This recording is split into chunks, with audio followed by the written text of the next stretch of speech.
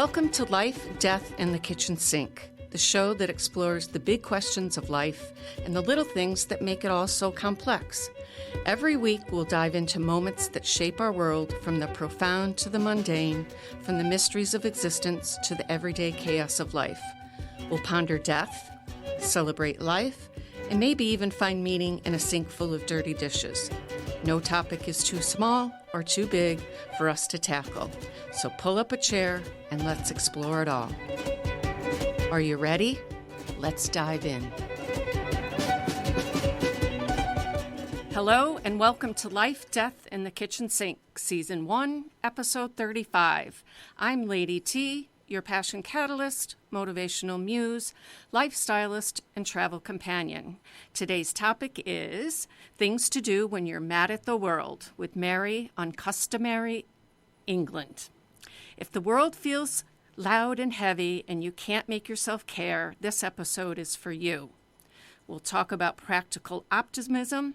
That's realistic. Not everything's oh so great.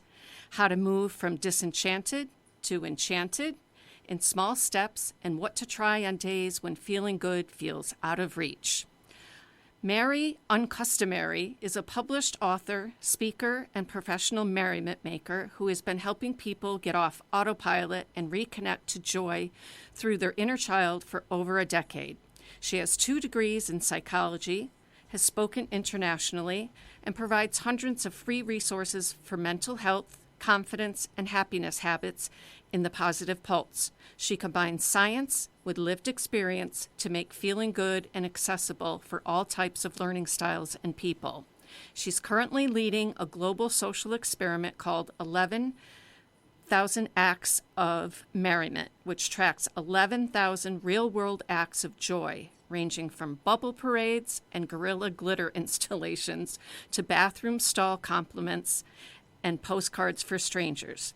Through this project, she's proving that joy is contagious and that even small, silly, or unexpected acts can ripple into something much bigger. Thank you so much. Welcome, I'm Mary. excited to be here. I appreciate you having me. Yes. I'm not sure where or how I came upon you. Somehow you came in my feed. But I'm so thankful that you said yes and that we found each other and we've connected. But I do have to ask, what does a professional I merrymaker made do? this title up for myself, and the same way that you don't remember how you found me, which is definitely true for almost everyone, I actually do not remember how I came up with this title. When I quit my job at the psych rehab, I started this business, and I think it just came to me. I knew that what I was doing was going to be different and multifaceted, and I was like, this is just what I'm doing. And I started calling myself that. And slowly it just really formed itself. Caught on. I think sometimes you have an idea and you kind of grow into the shoes, so to speak. But I think that as a professional merriment maker, I am kind of a joy trickster, like the trickster archetype, but I have a business card, but my business card does have me dressed up as a banana on it. And I turn color and kindness and creativity into tools for nervous system care and community connection. Like you said, I have degrees in psychology, and everything that I do is still based in science. I treat feeling good like serious work because it is. And I'm designing experiments and rituals and experiences that remind people that they are still alive and still connected and capable of delight, even when life is messy. And I'm not really here to make problems disappear, because life is in flux constantly, but I'm just here to kind of like remind us that we can still feel good alongside of them. And my ultimate philosophy is that we have to feel good to do good. And I believe that most ethos in the personal development space have plenty of resources about how to feel good, right? Like how to practice self-love and confidence and things. But it kind of seems to, not exclusively, but in most cases when I observe them, it kind of stops there.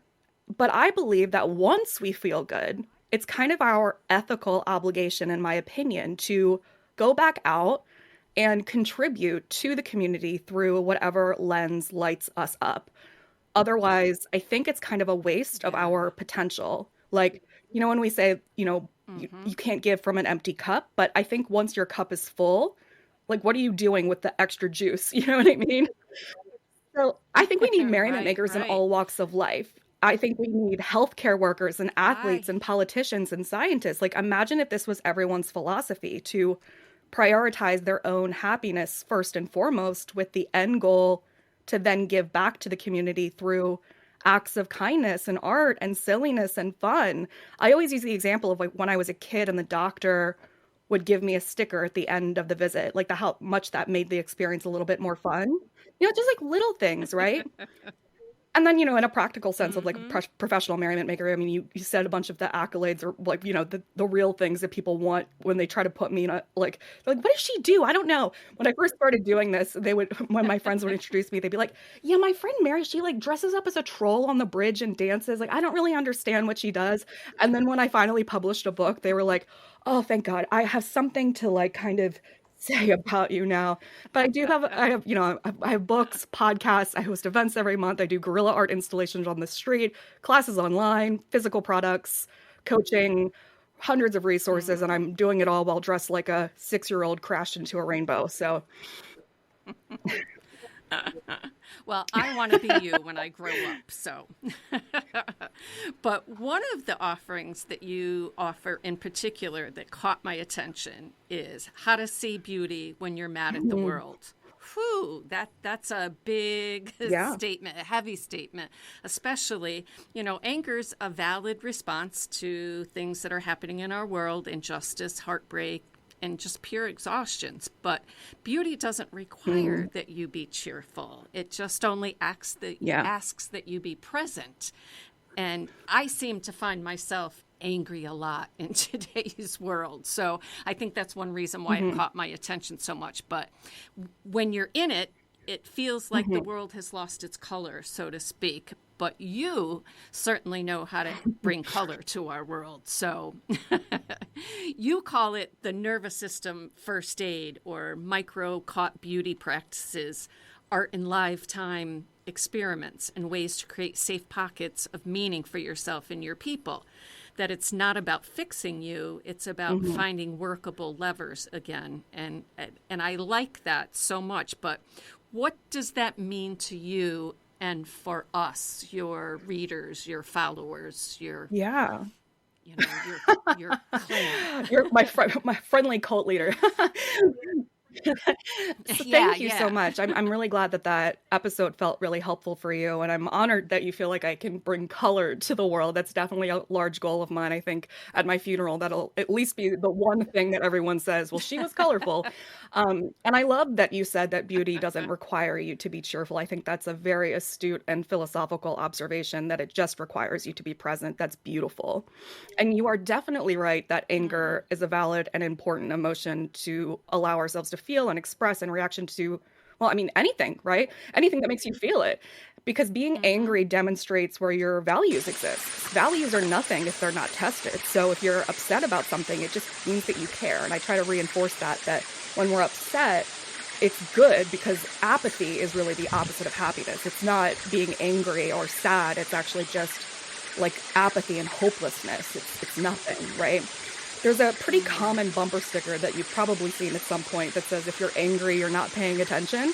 And I always want to challenge that, to Yeah. swap it out, because and just say, like, if you're not delighted, you're not paying attention. But truly we could swap it out for anything, because what we look, we're going to find, because that's what Mm-hmm. confirmation bias is, if you want to get nerdy. But anyway, in True. the episode that you referenced, I talk about a lot of things. It's actually a pretty jam-packed episode, and I would love to and be happy to go into a lot more detail about any of the things for you and your listeners today. Something from the episode that stands out to me is the 4-step process of like taking 4 steps across a bridge, of moving from disenchanted to enchanted. And I'd really like to definitely talk about that. But I was thinking before we jump in, I could maybe like do like a quick overview of the kind of like bullet points Sure. of the episode. And if you notice anything that you definitely want to like pop them on the docket, so to speak. And then, but either ways, Okay. if anyone else wants to listen to the episode, these are kind of the things that you can expect from the full episode if you ever want to listen in. So we do talk about practical optimism, optimistic nihilism, examples of ways to use the feeling of anger to express ourselves, especially through art, the difference between wonder and awe, and why wonder gives us a bit more agency in comparison to awe, how perfectionism chokes out our opportunity to experience happiness, why using Mm. our body is the key to the beginning of reconnection, especially when we're in this state of hopelessness and jadedness and dissociation, and examples of how to start reconnecting with it, and why it's important to reevaluate our relationship with consuming news and how to adjust it, plus the four-step process. So if there's Mm. anything else specific that you want to make sure, I mean, obviously we just talk and talk, but like if there's anything else you want to make sure that Right. I cover, please let me know. Okay.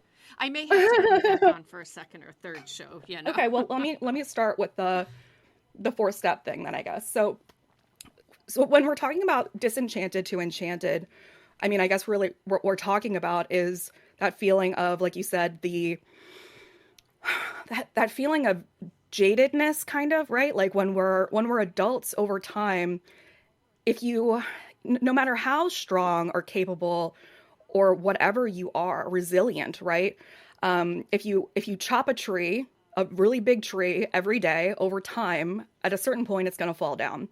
And I think that no matter what the circumstances are in life, as an adult, we didn't really expect this, like no matter what it is, Mm. regardless Hmm. of politics or the society or the culture, no matter where you are, when we're kids, we have so much excitement and enthusiasm and hope. And we didn't expect to spend our money on Windex. Do you know what I mean? Like this was not the expectation of adulthood for us. And there's so much reality and responsibilities that just weigh heavily on us. And there's a lack of community and, I don't know, there's a lot, right? So the Yeah. disenchanted aspect includes so much of that. It's the exhaustion and the trust that erodes over time, and the jadedness, and it's so much that's encompassing that. And the enchanted aspect, really what we're talking about, is kind of just feeling more alive, feeling more connected, feeling more trust, feeling good in our bodies, pleasure and delight, really. It's like a 1 to 10 kind of situation. So enchantment can feel really far away when you're feeling so tired and angry. So we kind of want to think of this as like a four-stop bridge, right? Like we're making little tiny stops across the bridge. So the four steps are: Hmm. one, stabilize; two, notice; three, participate; and four, amplify. And the way that I teach anything is that there are no rules in life in general with what I say, with what you say. Like no one has to take anything at like in a dogmatic way. You just take what you like, you mix it up, you play with it, and you do with it what you want. So loop it, mix it, try it, throw it away, whatever. But the first step of stabilization is really just to calm your nervous system, right? Because we need safety, we need that trust, and we need this. I don't know if you've ever noticed, like in personal development, when you're talking about something maybe like an inner critic, and you might hear a teacher or someone say, well, first you need to become aware of it, right? Like, become aware of your inner critic. Yeah. Yeah. And that's where a lot of people get lost, because I mean, they're aware intellectually of the fact that maybe it's happening. That's why they're taking the class, right? But that to become aware of it, you need to understand how to even do that, right? So I think that what's getting lost in translation is the fact that we aren't really having a space in our brains and in our bodies to even begin to become aware, to notice it, because we are Hmm. kind of in this constant survival mode all the time. We're so distracted. We're so Yes. like hyper vigilant. We're so moving around all the time. We're so on our phones. We're just inundated with constant everything all the time. So the stabilization step at the beginning is kind of really just doing things that create vagal tone, which is um, practicing engaging your vagal nerve, and doing Mm-hmm. things that are just kind of reminding your body that you're safe. So anything like just things that see, all of these things also are going to sound potentially really silly, really simple. And I think that's also another thing to notice, that a lot of the time we will blow past things that sound too simple. And we want to just get like to the get rich quick scheme kind of thing. We want to skip to the end of the chapter. We want to know what's the answer. And when things seem too simple, we won't do them. Like, we're like, I know everyone says keep a gratitude journal. I don't want to do that. That's not going to fix me. But I always say, like, you can't get to the 401 level if you didn't do the 101 level, right? So do it every day Mm. for 2 months and then tell me if it really didn't work, then we can throw it out. But you got to try the silly stuff. You got to be willing to look silly. You got to be willing to try the basics. So the stabilization is Mm-hmm. doing things just like the basic senses stuff. When we talk about mindfulness, like putting up a cold spoon to your cheek and then being with it, not being on your phone while you're doing it, thinking about it, like talking to it, imagining how it feels, really practicing the somatic awareness of like, does this feel cold and how does it feel cold and how is it registering to my body? What's the difference between the emotion and the sensation that I'm feeling? How can you practice little tiny micro movements with your wrists, your ankles? Can you tap your sternum with your fingertips for 10 seconds, or your thymus? Like, it's not exercise, it's just movement. How can we kind of create some safety for us so that your body starts to believe you again? Because as much as we might think that our bodies have betrayed us, our body is also in a relationship with us, and we need to kind of reestablish trust on both sides. Yeah, So I then the like that. second step is to then notice the awareness. So this is, we're not looking at the inner critic here, but this is like, how can we go through life and actually look around for wonder? How can we go around and look for things in a deliberate way, for things that are fun, things that are beautiful, things that are just interesting to you. Some of my favorite things that I see online are when people kind of like make carousels or something on Instagram that are just like weird pictures they took on the street of like zoomed in graffiti or a brick or a rock, and it like doesn't make any sense, but it's just stuff that they found interesting, right? So it's like just a compilation of things that Mm-hmm. it's experiencing the world through their eyes, right? So how can you just do that once? Just do that once a day. 30-second timer, once a day. Something that makes you go, "Oh, yeah." And then I think like maybe the immediate pushback would be, "Well, I'm in an office, right? I work from home. This is the exact same environment. I see this stuff every single day." But I think there might even be a really good potential in that, because then we have to kind of shift our perspective even more and search for the beauty in things that already exist. And Mm-hmm. again, I think senses are such an amazing tool to kind of capture beauty, textures and colors, going on a color scavenger hunt, picking, talking about confirmation bias, picking a color in the morning and looking for pink all the way to the office. Anything that you can. You can get really specific with it. With textures, you could rename textures in your house and imagine that like no one's ever discovered denim before and you get to rename it. Like, this is rough blue that people think is a basic neutral for some reason. That's the new name of denim. I don't know. But to have playful fun Mm-hmm. with it, and it also doesn't matter like what it is. That's one part of all of this, is just releasing the pressure and the expectations and the thoughts of how it is perceived, because there's still so much Mm-hmm. conditioning about, well, if I'm doing this, even if you're taking a picture that you're going to have to post it to Instagram or something, and then that, first of all, you don't have to. And second of all, like, even if you did, that people are going to like think that it's weird. The thing that you like is weird. And oh God, first of all, it doesn't matter. It really doesn't. And then also, we actually need more of that. We need more people not just not hiding their weirdness, but amplifying it. And Mm-hmm. yeah, so the first step is, kind of soothing yourself. The second, so that you actually have space to notice. And then the second step is going out and deliberately Mm-hmm. looking for things that catch your eye, things that are, I think nature is a beautiful place to start. I mean, if you can just go outside and look for things. And then the third step is participation. So this is like expression in any way possible. So maybe if you are feeling angry, you could use that anger to channel it into a poster or a journaling page, or I don't know. It doesn't matter. There's so many examples. It doesn't matter. You can rip something up. You can smash a plate. Mm-hmm. You can do anything you want with anger. You could also just make like a little tiny, I don't know, like a vignette or an altar. You could blow bubbles. I mean, I just hosted the bubble parade for the ninth time this weekend, and watching people blow bubbles of all ages for thousands of bubbles in one space is just an incredible feeling, but you don't need people to do it with you. There's so many, I don't know. It's just, Yeah, I think when you do it, other people, whether they want to admit it or not, are saying to themselves, yeah, yeah. Most of the you know? time after I do Yeah. an event like that, especially the bubble parade, I have people come up to me after and they say, "Can you do this every weekend?" And I say, "No, because you don't know what it's like to put on an event and this is a lot of work." However, let's talk about why you want that, right? Let's look at this for just a second. And what was it Mm-hmm. that brought you joy here? What was it that made you excited? It was the fact that you got a chance to put on a fun outfit and that you blew bubbles. And this bubble wand cost $1. And you came outside and you wore a fun outfit.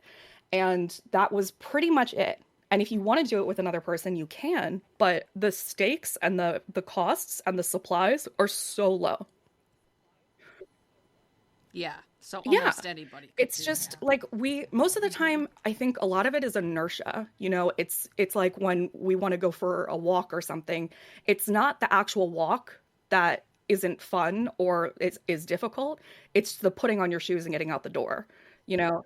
So Yes. it's kind of creating repetition, which is why I call it happiness habits, right? It's doing stuff and making time and scheduling it and making sure that you are prioritizing things that feel good, that are fun, that make you happy in a way that is just as important as going to the doctor, going to work, picking up your kids. I mean, maybe, you know, if you have to pick up your kids versus blow bubbles, like I'm gonna say go ahead and pick up the kids. Yeah. But like Hmm. also that's another thing, you know, there's so many reasons. It doesn't matter what it is that people are gonna give excuses, right? That we can't do this, but do it with your kids, you know?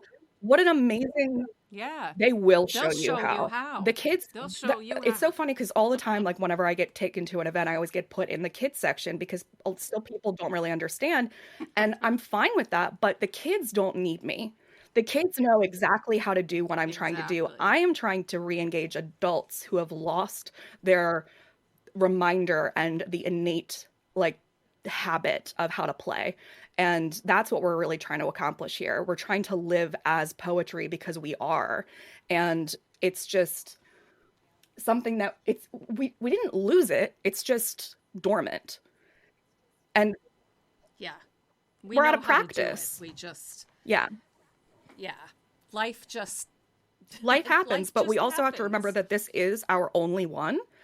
And when you continue to put everything off, especially the things that make you happy, at the end of everything, what was the point? So if you get to the end of your Yeah. life and you've only prioritized the administrative tasks and the pressure and the stress, then are you really actually making this worth it? Mary Oliver says, "What are you going to do with your one No. precious life?" And is it errands? Like, I don't know. I don't know that this is, I don't know that 9 to 5 and crashing on the couch every single night is the answer. I don't think that pain winning out in the long run Yeah. is the answer. Mm-hmm. Yeah. Well, and I think that's, for me, the whole purpose of this show is to talk about life and death, but also what happens in Exactly. between it. That's important, you know. That's really the more important part. But So then the sorry. fourth one is to amplify it, which is really just how to connect, gather, share, ripple. And this is doing things like kindness, gathering together in the community, doing things like doing things like sidewalk compliments and really just engaging in any kind of way. And this is probably one of the more things that's outside of people's comfort zones. But this is also why I'm so excited about the 11K project, because I'm doing 11,000 acts of merriment in less than a year. And this is all just making happiness look like you. It's not just about, big projects. It's about doing little tiny micro moments of things like fun and happiness and absurdity. And when we add all of these things up, then it gets to be something that is over time a giant spreadsheet of data that demonstrates that good news does exist. So if you're in the vein of feeling like you are mad at the world, then something you can do is to be the change that you want to see. And the truth is that as much as we all want to believe that we are kind people, we don't always take the action as much as we think that we are. So, and if we feel inundated by the bad news, we aren't always doing as much as we can to change the narrative, even though we do have the autonomy to post as anything that we want to social media. So I want to really encourage us to spark as many real world acts of kindness that we can, because we've been conditioned to pull out our phones for fights and disasters and negativity. But I want to recondition ourselves to document and share joy instead. Yes. So if somebody's interested in finding out more about that program, how Well, can they I'm sharing contact you? weekly missions and community features on my Instagram at Merriment Maker, but you can also find all of the information at uncustomary.org/11K for 11K. And you can also submit your acts, and it can be so small, it can be anonymous, it doesn't matter. Like, I just really want to expand our minds of when you do any little tiny thing, it counts. Yeah. And I'll have to tell you this after the show, but I have a little something that I'm going to submit later. But I just want to say this was short today, and I do apologize. But thank you so much for showing up with heart, humor, and high frequency magic, because it really is magic. You brought the good juju today, and it's wrapped around the show like a big warm hug and glitter. And if anybody knows me, they know I love glitter. So, and that brings us to the end of today's show. So I want to leave people with this. Joy isn't a feeling, it's a practice, a choice, and a spark that lives in the everyday. It's in the way we greet each other, the way we laugh at the unexpected, and the way we step into the wild unknown, where growth actually lives and where beauty happens and where the best stories begin. So as you head out into the rest of the day or wind down for the night, we hope that you carry a little spark of joy with you and share it and protect it and let it grow. Finally, I'm thrilled to invite you to like and follow our new Facebook page called Life, Death in the Kitchen Sink. This is your backstage pass to everything on the show, like upcoming episodes, listener comments and stories, behind-the-scene insights, maybe a little bit more about Mary, thought-provoking conversations that stir the soul. Whether you're a longtime listener or just discovering us, we'd love to have you join the conversation, because your voice matters and your presence makes our community richer. I'm Lady T, and see you next week, same time, same place. And that's it for today's episode of Life, Death, in the Kitchen Sink. Thank you for sharing a moment of your life with me as we untangle the big, the small, and everything in between. If today's conversation resonated with you, inspired you, or even made you chuckle, don't forget to tune in again, or leave a review, or share it with someone who might need a little more depth, or maybe even a little more laughter in their day. Life is sure messy, but it's ours to live, one kitchen sink moment at a time. So take care, and we'll see you next time. Today's show is brought to you by Death Cafe, the Southern Tier. You can find us on Facebook.